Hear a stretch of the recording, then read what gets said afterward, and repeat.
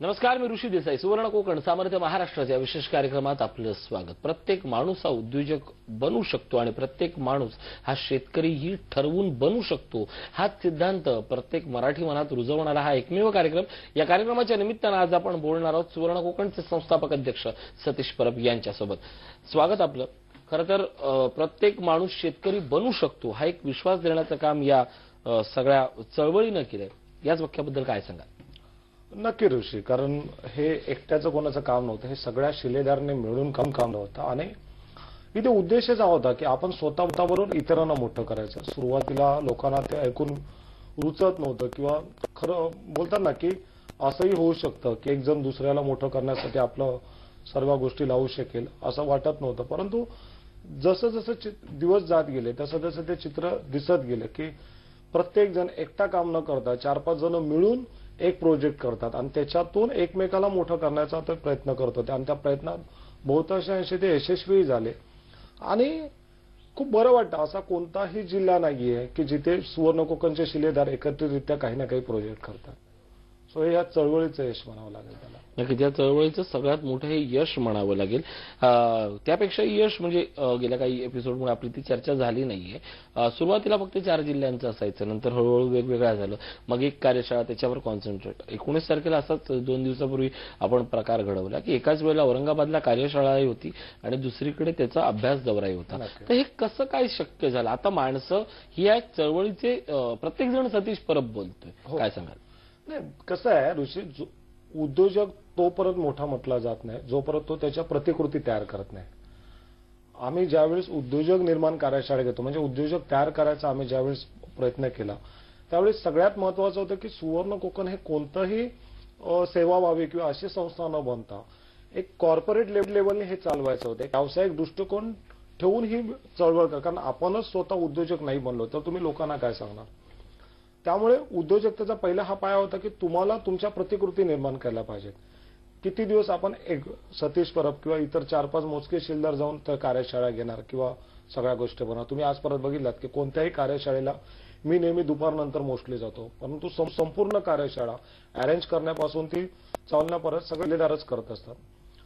सुरुवातीला म्हणजे प्रत्येक गोष्टी तुम्ही स्टेज व्यवस्थापन घ्या किंवा काउंटर घ्या, सगळीकडे प्रत्येकाने आपापली कामं स्वतःहून वाटून घेतलेत आणि ती जबाबदारी ते परफेक्ट काम करतात.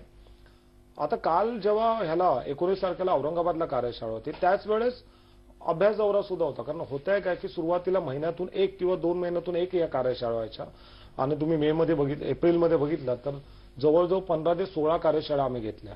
म्हणजे महाराष्ट्रातल्या प्रत्येक जिल्ह्यामध्ये किंवा कोपऱ्यामध्ये आम्हाला पोहोचण्याचा आम्ही प्रयत्न केला आणि तो यशस्वी झाला. 19 तारखेला ज्यावेळेस मी औरंगाबादला होतो त्यावेळेस इथे बाकीच्या शिलेदारांनी जबाबदारी घेतली, कारण हा अभ्यास दौरा खूप महत्वाचा होता ऋषी. कारण ह्या अभ्यास दौऱ्यामध्ये नुसतं एकच विषय नाही की देशी गाईचं अर्थशास्त्र नव्हतं, तर तिथे आम्हाला लोकांना दाखवायचं होतं की कसं एक छोट्याशा शेततळ्यात, कृत्रिम शेततळ्यामध्ये वर्षाला वनदेवता डेअरी फार्म फक्त माशांमधनं $1.25 ते 2 करोड रुपये कमवते.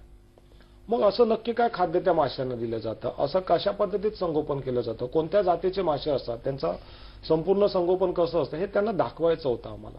कारण कार्यशाळेत आम्ही सांगत असतो, पण ते प्रात्यक्षिकासहित पटवून देणं ही महत्वाचं होतं. त्याच्यानंतर वनदेवतामध्ये त्यांनी खूप छान पद्धतीत ईदचे बोकड तयार केले होते. खूप सगळ्यांना माहिती आहे की ईदच्या बोकडला खूप छान भाव भेटतो, पण तो कसा भेटतो, त्यासाठी त्याचं योग्य नियोजन कसं केलं जातं, कशा पद्धतीत त्याचा खुराक ठेवला जातो, खुराकामध्ये नक्की काय दिला जाते, हिरवा चारा दिला जातो, सुका चारा दिला जातो की खुराक दिला जातो, तो खुराक कसा बनवायचा असतो, त्याच्यात काय ती रेसिपी कशी आहे, त्याच्यात काय मिक्स केलं जातं, हे सगळं आम्हाला मुलांना दाखवायचं होतं. त्याचबरोबर पॉलीहाऊस मधली शाश्वत शेती त्याचंही तिथे छान प्रात्यक्षिक होतं 1 एकरमध्ये, ते दाखवायचं होतं. आणि त्यामुळे परंतु वेळ जमत नव्हती. म्हणजे प्रत्येक शुक्रवार, शनिवार, रविवार मी बाहेर दिलेला होता कार्यशाळेला. मग मुलांनी सांगितलं की नाही सर, आम्ही सगळं अरेंज करतो. आणि खूप छान पद्धतीत ते गेले. तिथे जवळजवळ 150 ते 150 लोक होते. संपूर्ण दिवसभर एक यशस्वी अभ्यास दौरा आम्ही करून सगळे परत आलो. नक्कीच या मुद्द्यावर म्हणजे एकाच दिवशी 2 कार्यशाळा आज असा एक मुद्दा आहे, तसा आणखीन एक मुद्दा आहे. म्हणजे आपलं टार्गेट म्हणजे साधारण गेल्या गुढीपाडव्याला त्यानंतरच्या महिन्यात आपण असं म्हणत होतो की प्रत्येक महिन्याला एका विषयाची कार्यशाळा. पण गंमत अशी झाली आहे, लोकांना या 3-4 विषयांमधलं ज्ञान एवढं आवडू लागले की त्याच विषयाचा नवीन अनुभव आणि नवीन कार्यशाळा ही मागणी होऊ लागली. एक आव्हान नाही वाटत का की अजूनही काही विषय आपल्याला कव्हर करायचे? हा अभ्यासक्रम नसला तरी आपण लोकांचे काहीतरी बांधिलकी लागतो, त्या विषयाकडे वळवून नेणं ही देखील एक फार मोठी जबाबदारी. कारण पैसा प्रत्येक गोष्टीत आहे, मेहनत प्रत्येक गोष्टीत आहे. ते आता समजावणं कसं आव्हानात्मक असणार आहे? नाही, आव्हान नाही म्हणता येईल. कसं होतं माहिती ऋषी, की उद्दिष्ट हे होतं की प्रत्येकाने कुठेही चुकीच्या मार्गे न जाता, नुसत्या नोकरी धंद्याच्या न मागे लागता, मुंबईत किंवा कुठल्याही महानगरात राहून स्वतःचा उद्योगधंदा करावा, ज्याच्यातून त्यांना पैसा तर भेटेल पण इतरांना समाधानही देता येईल. त्यामुळे कोणताही धंदा छोटा नसतो, कोणताही व्यवसाय छोटा नसतो. आणि म्हणून ही आज सुशिक्षित असलेली म्हणजे इंजिनियर, बिल्डर पासून लोक आहेत जे आज तुम्हाला शेळी पालनात दिसत आहेत किंवा कुक्कुट पालनात दिसत आहेत. आणि उरला प्रश्न काही विषय होते राहिलेले, म्हणजे जे आपण 12 अभ्यासक्रम, 12 ज्योतिर्लिंग बोलतो, म्हणजे रेशीम पालन असेल किंवा मधमक्षी पालन असेल, वनौषधी असेल, की ह्या गोष्टी घ्यायला अजून वेळ आहे. कारण आतापर्यंत आपण 7 ते 8 विषय कव्हर केले, अजून 4च विषय राहिलेत आणि 4 महिने पण राहिले. त्यामुळे हळूहळू तेही विषय कव्हर करतील. आव्हान ते नव्हतं. आव्हान या गोष्टीचं होतं की आपण जे करतोय त्यात नक्की ही मुलं यशस्वी होतील की नाही, स्वतःचा धंदा चालू करतील की नाही. पण आज तुम्ही बघा, तुम्ही सिंधुदुर्गात जाल तर प्रत्येक तालुक्यात सुवर्ण कोकणच्या शिलेदारांचा एक प्रोजेक्ट दिसेल तुम्हाला. तुम्ही ह्याला जा, कणकवलीला जा, अनिल उलेंनी कालच्या 3 महिन्यामध्ये जवळजवळ तुम्हाला सांगतो एक 18 टन कलिंगड त्यांनी घेतलं आणि 3 महिन्यामध्ये निव्वळ $2.25 लाख रुपयाचं त्यांनी उत्पन्न घेतलं. अनिल रामानंद पाठक आहे, त्यांनी 1000 शेवगांची झाडं लावलेत देवगडला आणि त्याच्यातून त्यांचं 5-6 लाखाचं उत्पन्न अपेक्षित आहे. आता तोडणी पण त्यांनी चालू केली. बाळकृष्ण पेडणेकर असतील, दीपेंद्र सुतार 1 एकरमध्ये निव्वळ गवार लावले. मंचे तिथे फणसगाव आहे, तिथे काही लोकांनी ऍपल बोर लावले, शेवगा लावल्यात, कोण वांगी घेत आहे. असंख्य उद्योग प्रत्येकाने काही ना काही चालू केलेत आणि हेच अपेक्षित होतं ऋषी. नक्कीच प्रत्येकानं ही सुरुवात केली आणि आपण त्या सुरुवातीला पुन्हा एकदा त्याला प्रवृत्त करतोय. आज संपूर्ण जिल्ह्यामध्ये, वेगवेगळ्या जिल्ह्यांमध्ये होणाऱ्या प्रत्येक महिन्यानंतरच्या या सगळ्या कार्यशाळा या आता तुम्हाला या सगळ्या चळवळीच्या कुठल्या टप्प्यावर आणून ठेवताय? मला वाटतं आमची सुरुवात आहे, सुरुवातीचा टप्पा आहे मी तर म्हणेन. कारण खूप मजल मारायची आहे, खूप शिकायचं आहे, खूप लोकांपर्यंत पोहोचायचं आहे. आता कुठेही सुरुवात झाली.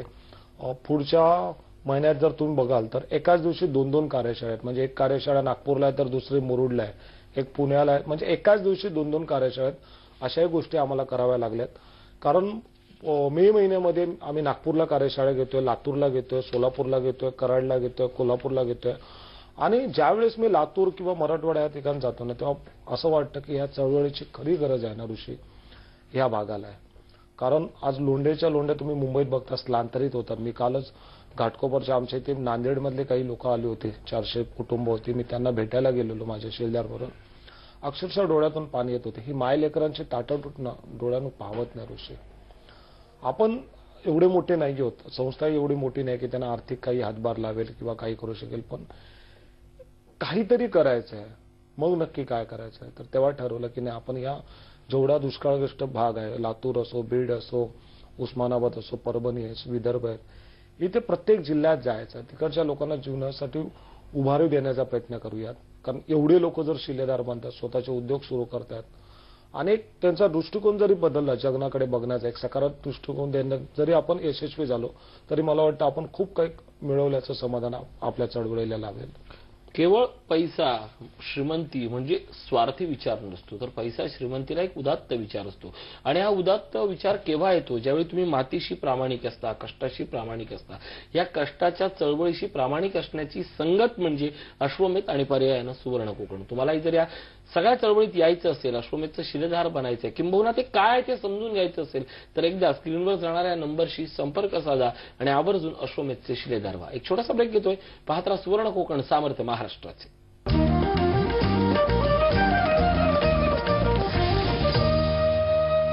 ब्रेक नंतर स्वागत. आपण बोलतोय सतीश परब यांच्यासोबत. परब, या सगळ्या चळवळीमध्ये प्रत्येक माणसानं स्वतःचा उद्योग सुरू करावाच ही प्रत्येकाची धारणा असते, पण या सगळ्यात आपण आणखी एक गोष्ट त्याला जोडून देतो, ते म्हणजे अश्वमेध किंवा संपूर्ण सुवर्ण कोकणची टीम ही प्रत्येक त्या व्यक्तीसोबत उभी राहते. खरं तर आज गंमत अशी झाली आहे, उद्योगधंदा म्हटला की एकतर स्वतःच करायचं, स्वतःचं इन्कम लपवून ठेवायचं आणि आपलं जो प्रॉफिट असेल ते माझ्यापुरतं असा सगळा भाग असतो. पण इथं मदत करणारी माणसं येतात, पण त्याच्या बदल्यात तुमच्याकडनं चार्जेस आकारले जात नाही, कुठल्याही प्रकारची फी आकारली जात नाही. अश्वमेधचा सगळ्यात मोठा प्लस पॉइंट आहे. नक्की. कसं असतं माहिती आहे ऋषी, आपण किती कमवतो, किती मोठे उद्योजक आहेत त्यात महत्व नाही, आपण जगाला किती सुख देतोय, समाधान देतो ना, ते महत्वाचं. आणि एकदा का तुम्हाला त्या सुखाची चटक लागली ना, मग पैशाची श्रीमंती तुमची दुय्यम भाग होते. आणि सगळ्यात महत्वाचं ह्या चळवळीमध्ये एक गोष्ट आम्ही जाणीवपूर्वक राबवत गेलो, ती अशी होती की उद्योजक म्हटलं किंवा उद्योग करायचं म्हटलं तर वय आपण विचार करायचो की नाही, आता मी 40 झाले बाबा, चला अजून नोकरी करतोय, रिटायरमेंट झाल्यावर मी काहीतरी करेन. त्याला उद्योग नाही म्हणतात, त्याला काहीतरी दिवस काढायचे म्हणून रिटायरमेंट झाल्यावर कुठेतरी चालता बोलता राहिलं पाहिजे म्हणून काहीतरी करायचं हा एक प्रभाग होता. उद्योग म्हटला तर त्यांना फक्त एक 4-5 मशिनरी किंवा एखादी फॅक्टरी असा तो विषय असायचा. शेतीला उद्योग हा दर्जा दिला पाहिजे आणि शेती ही उद्योग म्हणून केली पाहिजे असं कुठेतरी म्हणत होतं आणि ते राबवण्याचा प्रयत्न केला आणि तो बहुतांशी यशस्वी पण झाला. ऋषी, तुम्हाला मी सांगेन की आजच्या डेटमध्ये अश्वमेधमध्ये 72 वर्षाचे अनिल काका पुरंदरे सुद्धा उद्योजक म्हणून काम करतात. आणि मग ही अशी कुरतडकर आहेत, विजय कुरतडकर, वय वर्ष 75, तेही अश्वमेधचे शिलेदार आहेत. अशी असंख्य माणसं आहेत आणि त्यांचा उत्साह बघून आम्ही अचंबित होतो सगळे. तुम्ही बघा, कोणत्याही कार्यशाळेला व्हॉलेंटरी पुढे करण्याचं काम प्रत्येक गोष्ट कुरतडकर साहेब खूप छान पद्धतीत करत असतात. मागे भीमतडीलाही होते, ओरसलाही होते, प्रत्येक कार्यशाळेला स्वतः. आणि त्यांचा आवडता विषय कोणता माहिती आहे की अश्वमेध किंवा सुवर्ण कोकणमध्ये शिकतात, पण कुठेही शेतीविषयी काही असेल तर ते पहिले जातात. ही जी शिकण्याची जिद्द, आसुसलेपणा ना, त्यांना खूप वरच्या उंचीवर घेऊन जातो ऋषी. मला वाटतं ती गोष्ट प्रत्येक तरुणाने आजच्या पिढीतल्या हे स्वतः अंगीभूत केली पाहिजे. अशी काही उदाहरणं आहेत की ज्यांचे आता उद्योजक हे प्राथमिक स्तरावर सुरू झालेले आहेत आणि त्यांना मदत करणारी माणसं ही अननुभवी आहेत, पण ती सगळी माणसं प्रामाणिकपणे एकमेकाला मदत करतायत आणि मदतीची मिळालेली साथ ही त्यांना व्यवसायात पुढे नेत आहेत. म्हणजे कार्यशाळेतनं मिळालेलं ज्ञान असतं, पण ऍक्च्युअल मध्ये करताना ही मदत कशा प्रकारची असते किंवा प्रत्येक सेलचा एक प्रमुख केलाय, म्हणजे अगदी मसाल्याचा असेल, झाडांचा असेल, कुक्कुटपालनाचा असेल, तर त्यांचे जे चीफ आहेत ते कसे मदत करतात त्यांना? सर ऋषी, कसं आहे, अशी जर नावं घ्यायची म्हटले तर 4-8 एपिसोड तर नक्कीच जातील, कारण सगळे शिलेदार असंच काम करतात. आता तुम्हाला सांगतो बघा, आमचे अनिल गांधी हे ओरसच्या कार्यशाळेत आले, तिथे शिकले, परत प्रत्येक मिटिंगला येत होते, मग त्यांची मंगेश पाटलांशी ओळख झाली, मग पुराणिक काका भेटले. ह्या 4-5 जणांनी मिळून मग डहाणूच्या पुढे एक स्वतःची गोशाळा उभी केली.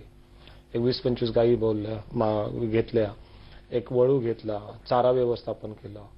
मग बाबा तू चारा व्यवस्थापनचं काम तू कर, हे काम मी करीन, अशी कामं आपसात वाटून घेतली जातात. नितीन पाटीलचं तुम्ही उदाहरण ऐकलं असेल की ह्या मुलाला कुक्कुटपालनाचा काही गंध नव्हता, मग तो अश्वमेधच्या एका कार्यशाळेत आला, मिटिंगला आला, महिन्याची जी मिटिंग शिलेदारांची होते तिथे सांगितले की मला हे करायचं. मग तिथे मंगेश पाटील उभे राहिले की नाही, मी तुला मदत करतो.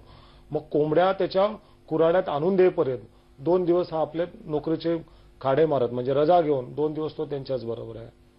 तुम्ही रशिका साठे घ्या, मिथिल गायकवाड घ्या, दीपेंद्र सुतार घ्या, अशी कितीतरी नाव आहेत की सगळी नितीनची मदत घेतात की बाबा ह्याची माहिती कुठे भेटेल किंवा ह्याला मदत कुठे भेटेल.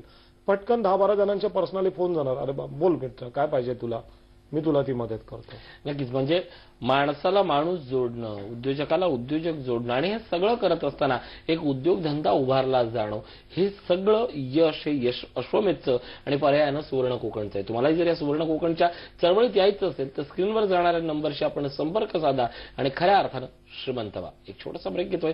पाहत राहा सुवर्ण कोकण, सामर्थ्य महाराष्ट्राचे.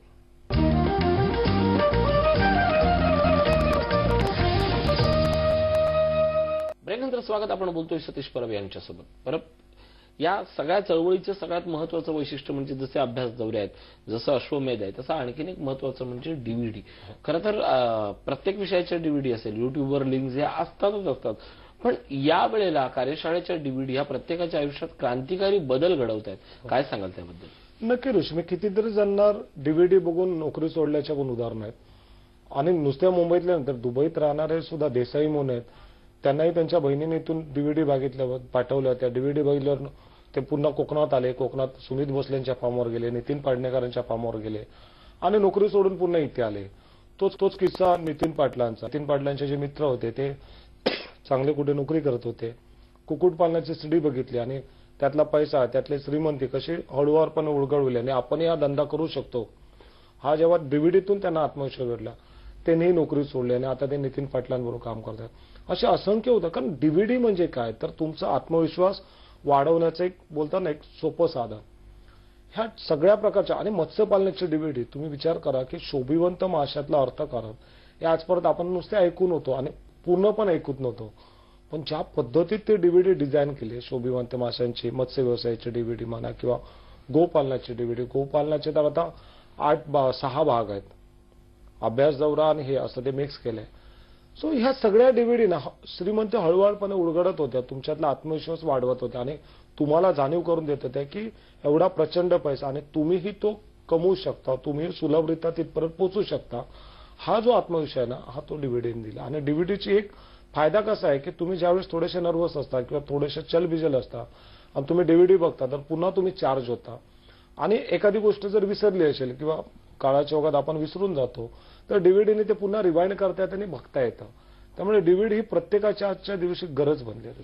नक्कीच या सगळ्याच्या पार्श्वभूमीवर जे अजूनही उद्योजक नाही आहेत किंवा ज्यांना नोकरी हे आयुष्य आहे त्यांना कुठेही टर्न व्हायचं नाही किंवा रस्ता बदलायचा नाही, अशा माणसांसाठी ही चळवळ किती महत्वाची आहे आणि त्यांना काय सांगाल की या पर्यायाचा तुम्ही विचार आज करणं आवश्यक आहे?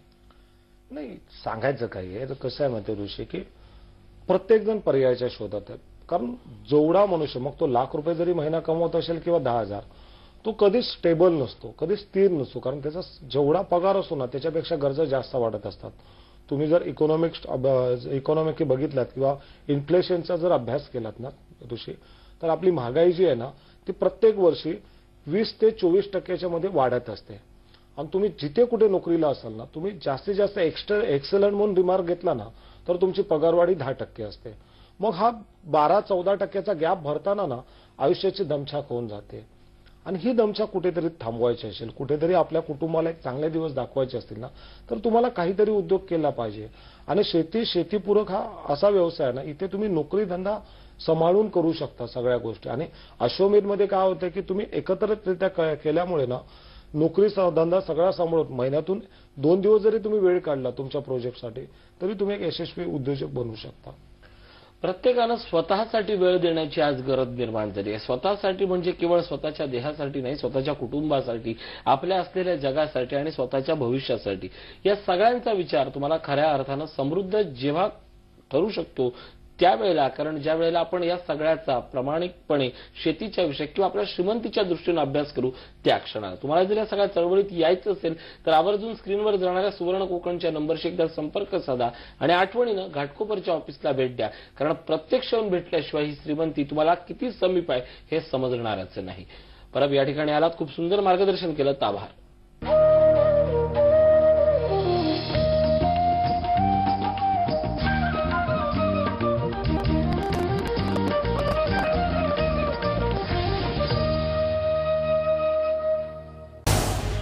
झी 24 तास रहा एक पाऊल पुढे.